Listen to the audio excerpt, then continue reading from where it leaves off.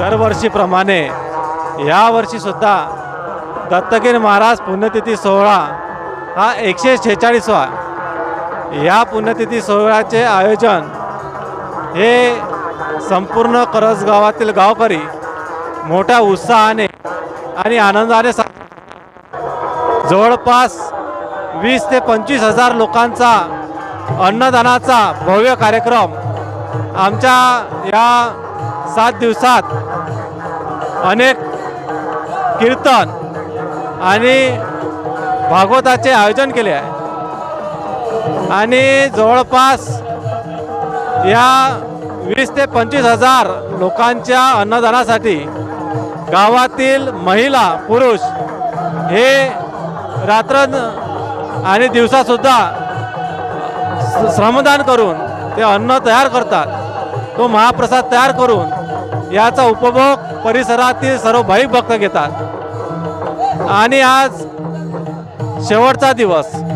या शेवटच्या दिवशी गावातून महाराजांची थाटामाटात वारकरी भजनी मंडळांच्या सहवासात महाराजांची पालखी निघते। संपूर्ण गाव हे जसं पंढरपूर गावात अवतरलं असं आज गावाचं स्वरूप झालेलं आहे आणि या गावामध्ये वाढण्याकरिता महिला आणि पुरुष यांचे वेगवेगळे स्टॉल केलेले आहे। महिलांना महिला आणि पुरुषांना पुरुष हे वाढणं करतील। जवळपास गावामध्ये ज्या काही बाहेरगावच्या मुली असतात म्हणजे लग्न होऊन गेलेल्या असतात सर्व या कार्यक्रमाला येतात। दिवाळीला आल्यानंतर चालेल पण दत्तगिरी महाराजच्या पुण्यतिथीसाठी ते आवर्जून येतात। हा भव्य दिव्य सोहळा गावातील संपूर्ण गावकरी आनंदात साजरा करते आणि पुढे या सोहळ्याचं आयोजन भव्य आणि दिव्य होईल आणि वाढत जाईल। कारण दत्तगिरी महाराजांची संजीवन समाधी आहे। या संजीवन समाधीमुळं हे गाव पावनपुण्य झालेलं आहे। तसेच या महाराजांची जी लीला आहे ते अगाध आहे। ते संकटात प्रत्येकाच्या धावून येतात। जो कोणी व्यक्ती दरबारात भगवंताच्या चरणी येतो त्याचं संकट भगवंत नाहीसे करते अशी या भगवंताची प्रचिती आहे। तरी या संपूर्ण कार्यक्रमाचा तालुक्यातील जेवढे काही लोक आहे जेवढे भाविक भक्त आहे त्यांनी आस्वाद घ्यावा।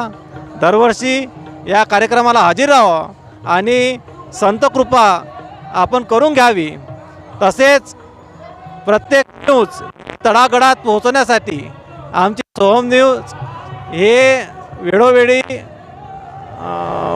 तालुक्यातील जी खरी बातमी आहे ते प्रत्येकापर्यंत पोहोचण्याचं काम करतो। त्यांचंसुद्धा आम्ही मनापासून आभार मानतो। धन्यवाद। दत्तगिरी महाराज जन्मोत्सव सोहळ्यानिमित्त तुम्ही काय सांगू शकता? आमच्या गावात 7 दिवस दत्तगिरी महाराजच्या या समाधी सोहळ्यानिमित्त भरपूर उपक्रम आनंदाने सोहळा साजरा होतो आणि महाप्रसादाचा कार्यक्रम सगळं गाव एकत्र येऊन सगळ्या गावातील मंडळी सगळ्या आनंदाने उत्साहात दिंडी गावात रांगोळ्या आहे ते सगळं साफ करून सगळ्या गावाचा आनंद एकमेव म्हणजे तालुक्यातला पूर्ण आनंद आमच्या गावात गजर होतो आणि बाकी सगळं जे येणारे भाविक लोक यांचा आदर सत्कार पद्धतशीर होऊन आमच्या तिथे सगळा कार्यक्रम पार पडतो।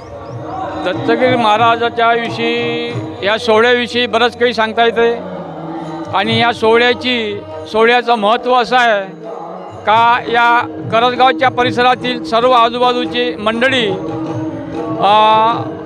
आपल्याला उदाहरण देता येईल का अमरावती जिल्ह्यातीलच नव्हे तर पूर्ण विदर्भातील लोक या ठिकाणी या दिवसाला येत असतात आणि या समाधीचं संजीवनी समाधीचं दर्शन घेऊन आनंदाने महाप्रसाद घेऊन आपल्या गावी परत जात असतात।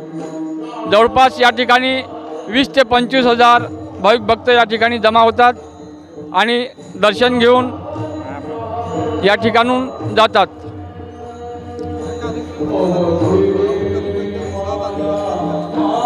या कार्यक्रमाचा केंद्रबिंदू म्हणजे आमचं करंजगाव गांधीघर आहे आणि करंजगाव गांधीघरचं नाव दत्तगिरी महाराजांच्या मुळे हे एक पूर्ण महाराष्ट्रात आमच्या करंजगाव गांधीघरचं नाव आहे.